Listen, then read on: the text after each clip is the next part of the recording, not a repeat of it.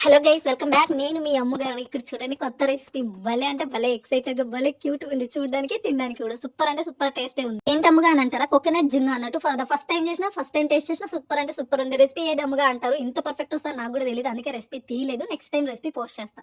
Variety food చేసి చాలా days అయింది కదా. ఈ రోజు ఎందుకు చేసిన అంటే, మా వాడు చాలా డల్ గా కనిపిస్తుంది. 1.5 డే నుంచి మరి ఏడ్చిండో ఏమో నాకు తెలియదు, కానీ ఫేస్ అంతా డల్ డల్ గా, చాలా అంటే చాలా డల్ అయిపోయింది. చూడండి, ఫేస్ ఇప్పుడు నవ్వుతుంది, అయినా ఫేస్ లో కనిపిస్తుంది కదా, ఎందుకో చాలా అంటే చాలా డల్ అయిపోయిండు.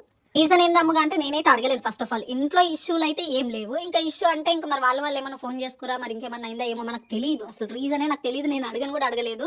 ఎందుకనంటే ఇంకా నాకు అడిగినాక మళ్ళీ ఇంకేమన్నా అయితే మెంట్స్ ఎక్కుతుంది. యాక్చువల్గా అమ్మగాడు ఫుల్ హ్యాపీ ఉన్నాడు కదా, ఈ హ్యాపీ మూడ్ని పాడు చేసుకోవడం నాకు ఇష్టం లేదు కాబట్టి నేను అస్సలు అడగలేను. బట్ అబ్జర్వ్ చేస్తే చాలా డల్ అయిపోయింది అని అయితే నాకు అర్థమైపోయింది. అందుకే ఆయన మూడ్ చేంజ్ చేద్దాం కొద్దిగా అని చెప్పేసి ఇట్లా ఇది చేసిన.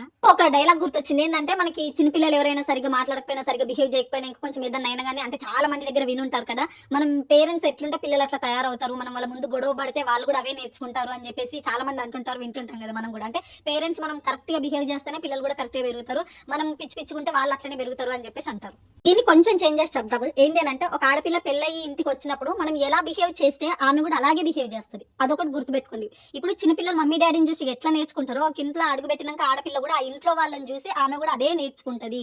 మీరు కోపం చూపిస్తే కోపమే నేర్చుకుంటది, ప్రేమ చూపిస్తే ప్రేమనే నేర్చుకుంటది. సో మనం చిన్నపిల్లల్ని ఎంత కేర్ఫుల్ గా పెంచుకుంటామో, ఒక 20 ఇయర్స్ ఒక ఇంట్లో ఉండి వచ్చిన ఆడపిల్ల ముందు కూడా మనం కేర్ఫుల్ గానే ఉండాలి. ఎందుకంటే మనం ఏం బిహేవ్ చేస్తున్నాం, మనం ఎలా మాట్లాడుకుంటున్నాం, మనం ఏం చేస్తున్నాం, అవన్నీ ఇని ఆమె కూడా అవే నేర్చుకుంటది. అది గుర్తుంచుకోండి. సో నేను నేర్చుకోవడానికి రెడీ ఉన్నా, మరి ఏం నేర్పిస్తున్నారు ఏంది అనేది అది మీకే తెలవాలి. ఆ ఇష్యూస్ మనకు తెలియదు. బట్ మన బొమ్మది ఎందుకో 1.5 డే నుంచి ఫుల్ డల్ గా ఉన్నాడు.